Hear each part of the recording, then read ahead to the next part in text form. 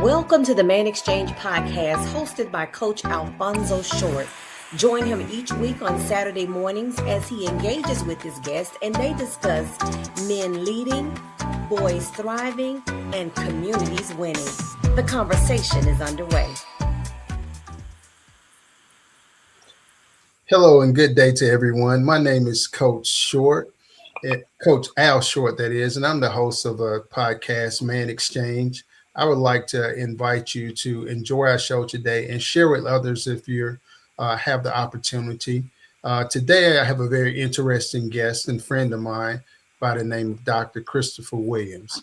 I'm going to let Dr. Williams introduce more of himself to you now at the time. How are you doing today, Dr. Kristopher? How you doing, Coach Short? I am doing excellent. Just to share a few things about myself. Originally from Mississippi, and I've been a native of North Carolina now for probably 13 years, maybe. But I have a healthcare background, work as a physical therapist where I'm managing a clinic, and also you see their co-founder of WAR. Winning Against Resistance is I would say a movement that my wife and I we're looking to start. Just something to empower people, but. That's who I am in a nutshell. Yes. Well, you're a very interesting person and a very kind gentleman. I must say, in just a little bit more background, you're a father. You're an excellent father. I saw that in the time I spent in North Carolina myself, and with the discipline of your children between the way you and your wife are raising them and have been raising them, and I'm sure that hasn't changed at all. And that kind of leads into kind of the basis, I would say, of why I'm doing such an event as ManXchange, this podcast, so that we can share tips and share life experiences as men that will help build our communities, help build our families, and help give us self-confidence again if we've lost it or we're looking for it.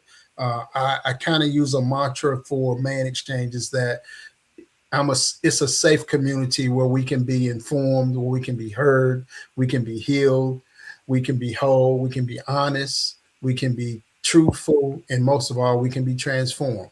That's a lot, but it's just saying that we can become the men that we need to be and the men that we want to be in our life by just sharing with each other.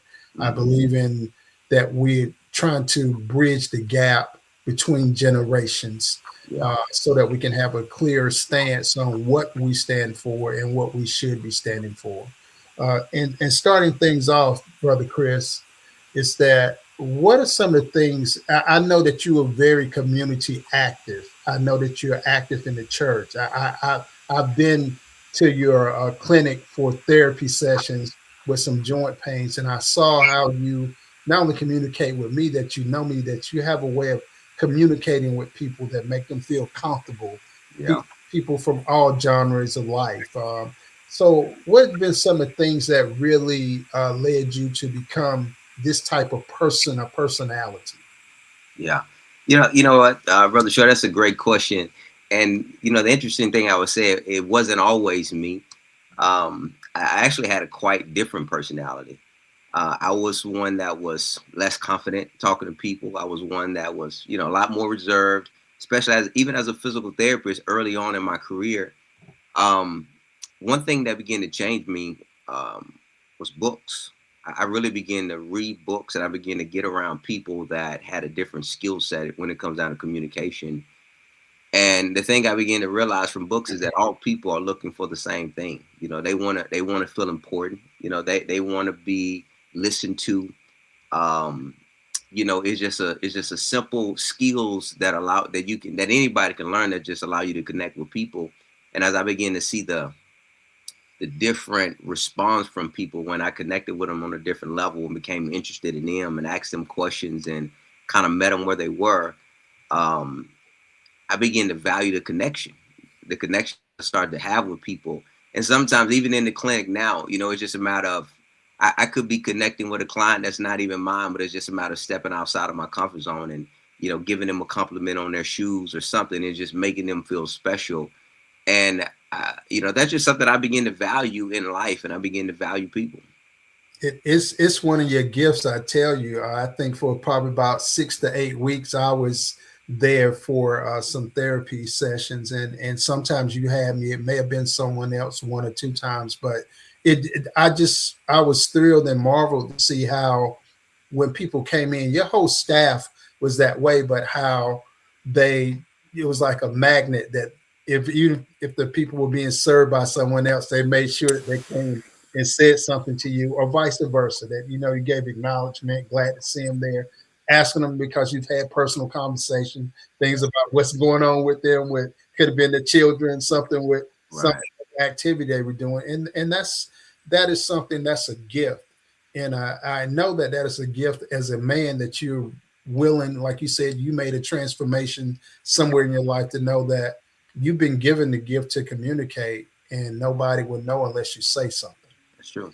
And again, one of the keys is reading. So the educational base of doing things. What has been some of your approach, you say, in fostering an atmosphere with other individuals, and particularly young people, young men, to open up and share some of their life experience?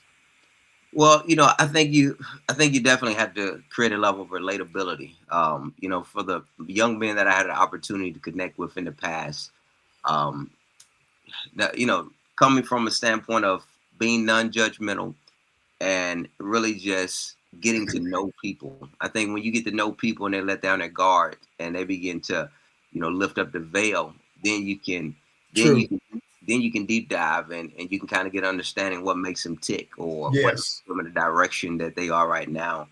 Um, but it comes back down to the communication skills, really being able to leverage some of those things to connect with people, and I believe that's the key. Just really being able to connect with people, because when you can connect with them, then you have the potential to begin to direct them in a certain way. And I'm in my 60s. I'm 62, and you're a younger gentleman, and I love speaking with young men because it keeps me fresh with my mental process, and to understand the perspective of how you see things in life as you're maturing. What have been some of the particular skills that you have now that you've been able to kind of translate or offer to other young men? Mm, It could be whether it's with activities of organizations, or even in the field of work that you are, because I know you deal with people who come in, they may be interns in the field, or yeah, you may be speaking somewhere else with engagements with people in the profession that are younger than you. yeah. So I would say that um, when it comes down to so I think about skills and I think about just knowledge. And I've had an opportunity to impart more, you know, some nuggets, wisdom, knowledge, whatever you call it. And that could be from a variety of things in life, just whatever perspective I could give them, whether it was a student that was looking to get to the next step, just being able to share, hey, this is what you need to look for. You may need to go and get this type of experience. But from a skill set, one thing that stands out to me, it was a young man that I was mentoring, and when it came down to the budget, just being able to sit down with them and help him see how to look at his finances and how to begin to make plans for it and how to develop a level of awareness of where his money is going, and then how to build a plan for how to get to where he wants to go. So I think that's an invaluable skill, one that someone has taught me. So I would say that's probably one of the uh, yeah, that's probably the one skill that stands out that I can say that I really help develop in someone.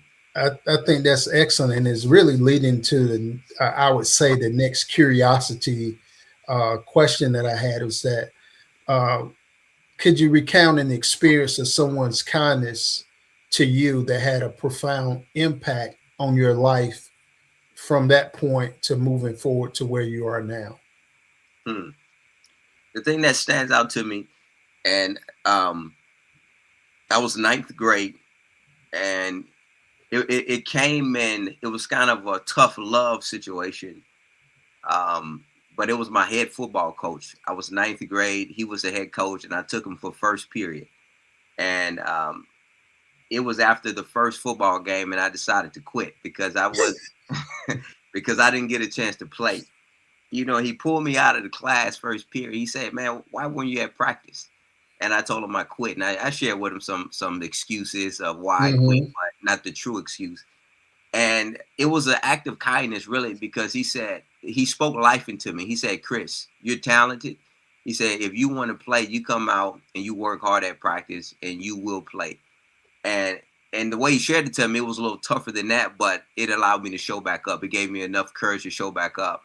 And man, that one act of kindness, it shifted so much for my life, because I came back and I played, and for the rest of the 4 years I played and earned my way to college playing football. So it was really a life changing situation. That's fantastic, man. That's fantastic. And we all kind of, I'd say, have those aha moments in life with circumstances or people that are involved in our lives. Yeah. Um, well, in what ways do you support individuals in establishing both their immediate and future objectives um, optimistically now? Because we live in such a fast-paced world, and living in present time, there's a lot of things going on politically, economically, and we around a lot of people, young men, older Hmm. men, but particularly this future generation. Even to you, there's a future generation that's younger than you coming up. And Sure.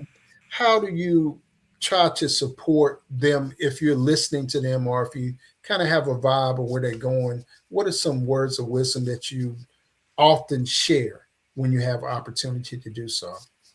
Well, number one, I say you definitely have to in order to be able to share that wisdom, you have to make yourself available to them. And it could be so easy to, because when I look at the generation now, and I think we all do this, we all compare to how we grew up, and we all juxtapose, man, the words that they use and their behavior to how we were, Right. and we kind of look down on it in a sense. But I'm sure every generation in front of us did the same thing, and it's just a matter of being aware that times are different, and they have to respond differently, they have to react differently. So, but being able to make yourself, non-judgmental, so that you can be willing to make yourself available to share. I think one of the foundational things I like to share with them is, my faith. I'm a man of faith. I'm a man of God. I believe in Christ, and I believe that, being able to plant any seeds to direct them in that way, because at the end of the day, no matter what's going on in the world, no matter how it's shaped, if they can get plugged in and have a solid, um, foundational faith background, that'll be able to sustain them in whatever direction they're going, and whatever pathway they take. And then it's there they'll be able to pull from the well of wisdom to get whatever they need to help them move forward.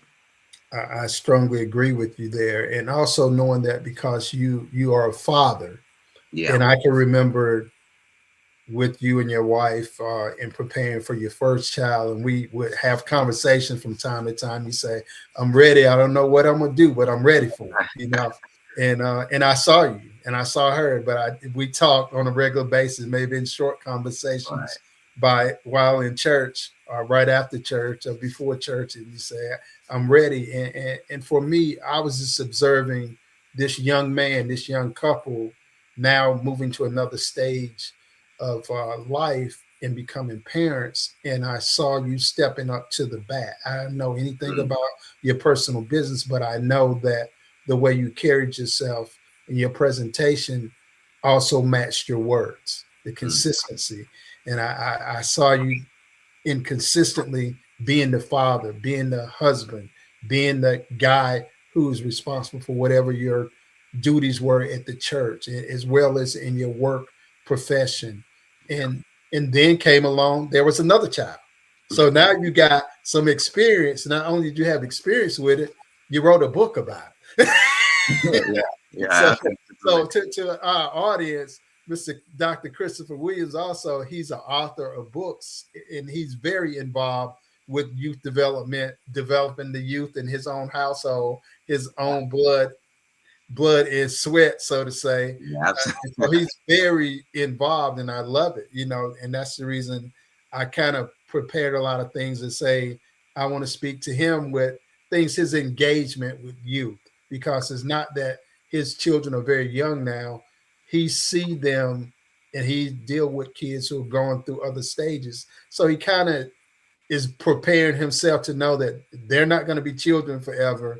Yeah. And I need to prepare myself and prepare them as everyone is growing in the house from stage to stage. And I know that it's based on faith that is the foundation being built. And as you said, it's definitely a strong foundation, and it's a good foundation for any family or any children to be exposed to.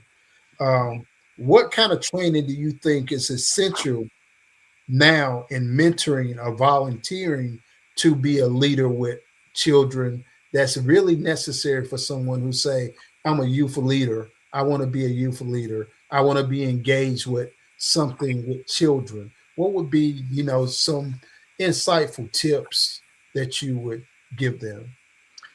You know what? I think one of the most significant and relevant things is really having an understanding of emotions. I think that as an adult, if you haven't figured that part out yet, it would be worth your while to really dive deep and understand just the components of what does it look like to have an awareness and management of your emotions, and also being able to discern it with other people. Because the thing about youth is that if no one is competent enough around them to teach them what they're feeling and how to manage it and what this experience is that they're having, then you're missing a large component, because how can you give them direction in how to handle their interaction with their peers, whether it be friends, whether it be significant others, whatever the case may be, if you can't if you can't speak from the perspective of an emotional standpoint. I'll give you a real simple example. Today was a long day for my family. We had an event earlier, and we were coming back home. My son is 4 years old, and he was very, very tired. And I know he was. I was aware of the fact that he's been running for hours. Hasn't taken a nap, and in the back seat, though, he was very agitated. He was very annoyed. Even the smallest things were getting to him. And I didn't yell at him. I said, son, I know you feel X, Y, and Z, but you're just tired right now. You're sleeping. And not the fact that I expect him to fully get it and understand, but at least when I have the conversation, I want to plant the seeds, and I want him to see me explaining his emotional experience with him, because my goal, and kind of what you're saying, my goal really is to be able to implant those core skills when it comes down to what they're going to need as an adult, as they go through adolescence to teenage to adulthood. These are things they're going to need for their entire life, for the rest of their life. So why not start cultivating them now? But that's what I believe someone needs that's working with youth. They really need a good awareness of emotions and how to develop those skills and train those skills in someone else. Well, I know in dealing with children and youth, I've been doing for many, many years now, really decades. Can you share an experience where you had to manage a challenging situation with a child who wasn't yours? Don't tell on yourself. We're not doing child services. Well, I would say, it was a point in my life where I would really shy away from kids because, I had very little tolerance for them. I'll be honest. I had very little tolerance and patience. But, I find myself every once in a while in the clinic having to, I was treating a lady the other day, and she brought I think her 6-year-old daughter in with her. And we have a policy, this was her first visit, and we have a policy that, they will get childcare so the parent can focus on the treatment. However, this young lady, she was being very involved, I would say, I'm asking her mother questions. I'm trying to take measurements, and she was being very involved. And before, I don't know if I would have had the skill sets to deal with it and me keep my composure, but I asked her name, and then I asked her how old she was, and she was 6. I was like, well, my daughter's 6. I definitely can relate. And it was just a matter of, she's a person as well. She wants to feel important as well. She wants to be involved. So I just involved her. Yes. And I did the minimum of what I needed to do to get what I needed, and then I involved her within it. And but it was challenging in the sense that it was atypical for our environment. I normally Hmm. don't have to really deal with it, but that's the most recent situation I can think of. Well, and that's a great example also.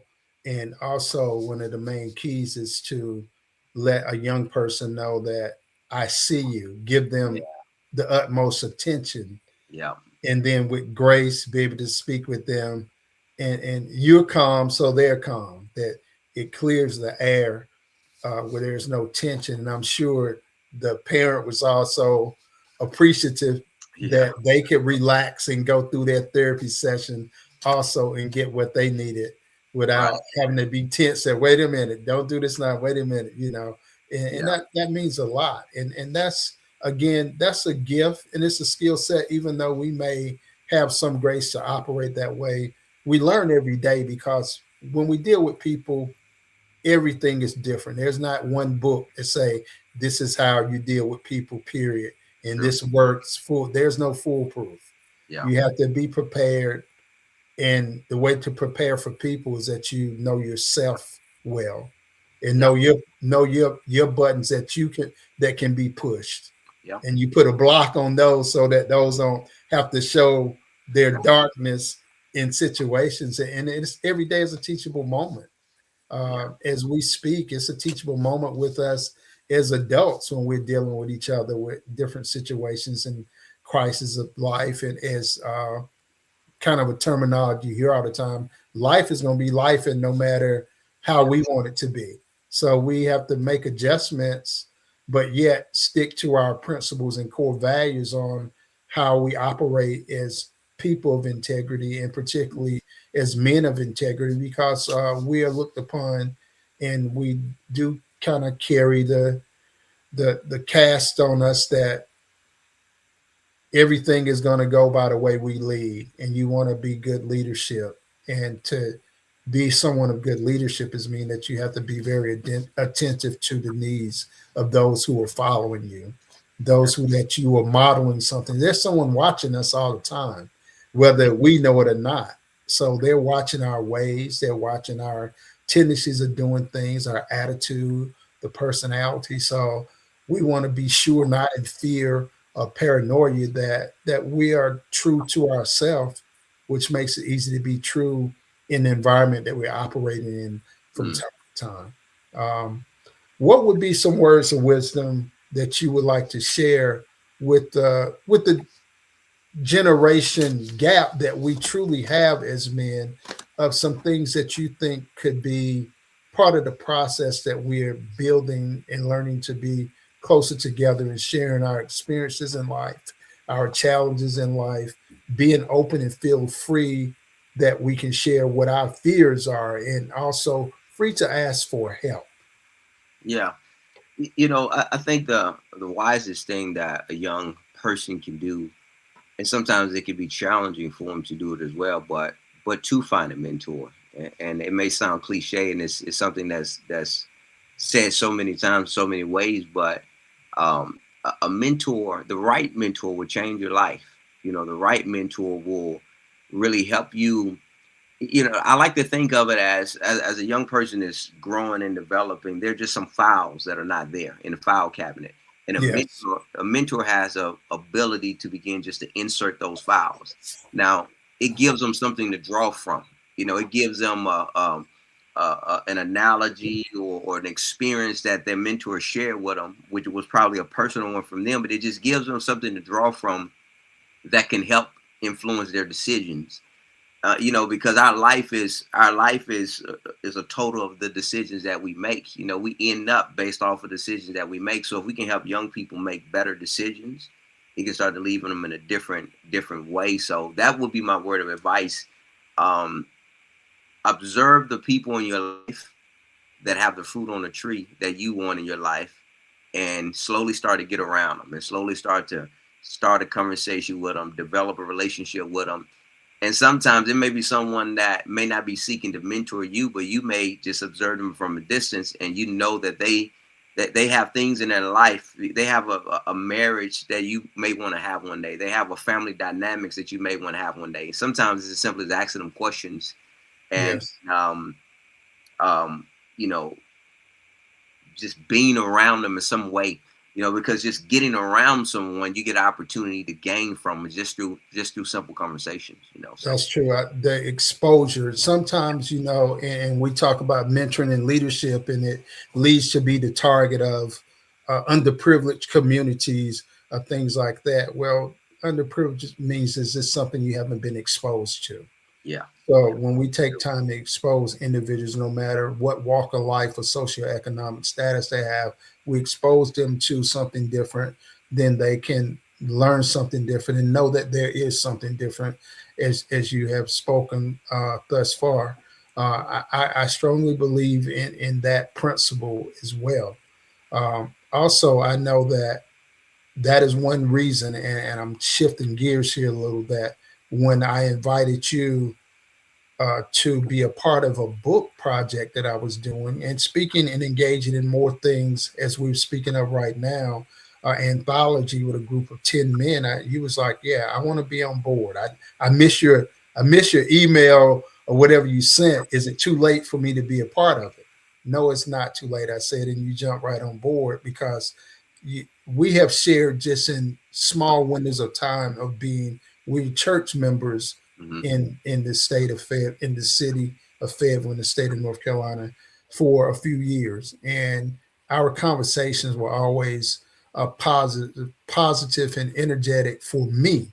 And I hmm try my best to share just something good for you, encouraging you in your new role as a father and having a second child. It's like, wow, that's not so much a hard task, but hey, God is blessing him and he's stepping up to the bat with it, also being an example to other young men and women with you and your wife together. That's an environment that's also starting families and learning how to balance things with your professional life and with your gaining parenting skills and open to listen and learn. Any meetings we ever had with men and you were part of, you were always encouraging to men as well as asking questions about things that you were interested in or you needed to know more about. And learning is always ongoing learning. I saw that with you continuing with your professional career and balancing thing and moving forward to get those hours in so you can move to the next level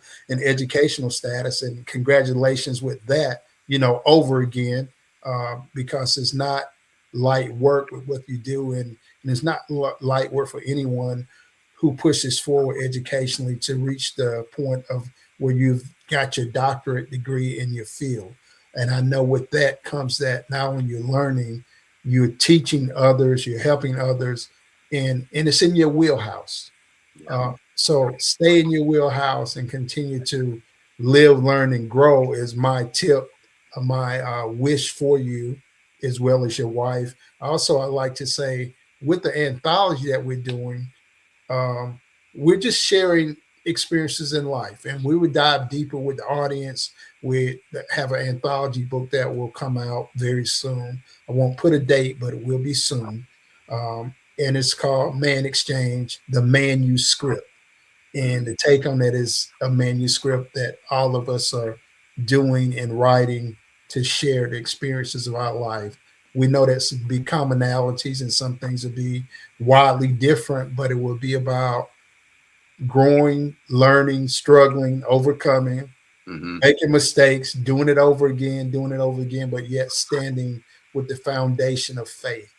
And that's important. And as we're ending, Dr. Christopher, I would like for you to give us any information that you'd like for us to have, or the platforms that we can get in touch with you or stay in contact with some of the things that you're doing individually as well as with your wife collectively. Yeah, absolutely. Thanks for the opportunity to share that. And look, I would share this before I even share that. I do value those moments that we've had, at the church and talking. And one thing that always stood out to me is that you had a strong desire to pour into the next generation, and I think that had a influence on me to the point where when I have a young person in front of me, it's about being very intentional, from what you've done with the basketball team and a lot of the projects you had. So I appreciate you being that example.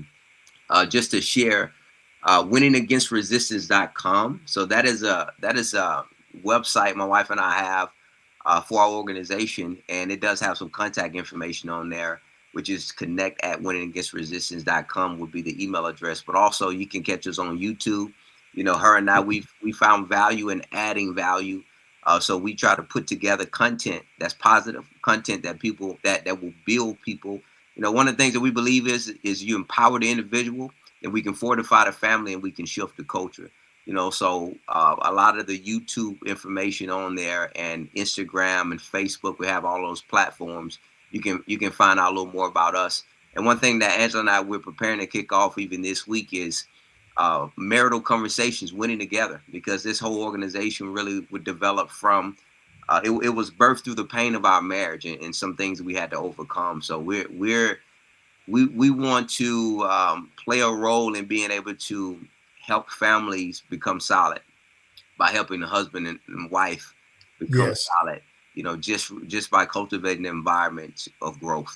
That's true, because if we want strong communities, it starts with strong families, and it starts from step one, ground zero. If you hadn't gotten it right, just start working at it again and don't quit. Like your coach asked you, why do you quit? We're in the game of life, and we're in the game of saving our communities and our families, so we can't quit. It's a lot at stake.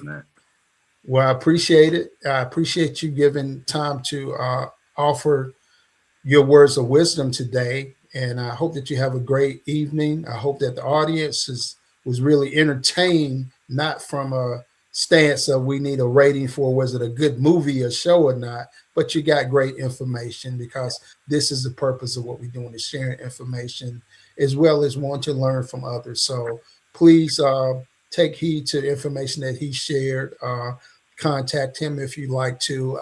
I can be contacting myself at alfonsoshort@yahoo.com. I'm on Facebook, ManXchange. I'm on Facebook, Alfonso Short, and ManXchange is YouTube. So if you miss part of the show, I want to share with others, please tell them to go to YouTube and check out our prior shows. And my podcast is every Saturday at 11 o'clock Central Standard Time. You can also find me on Linktree, Coach Al Short. So you have a great evening. We thank everyone for being here with us. Have a great weekend. God bless you. Thank you.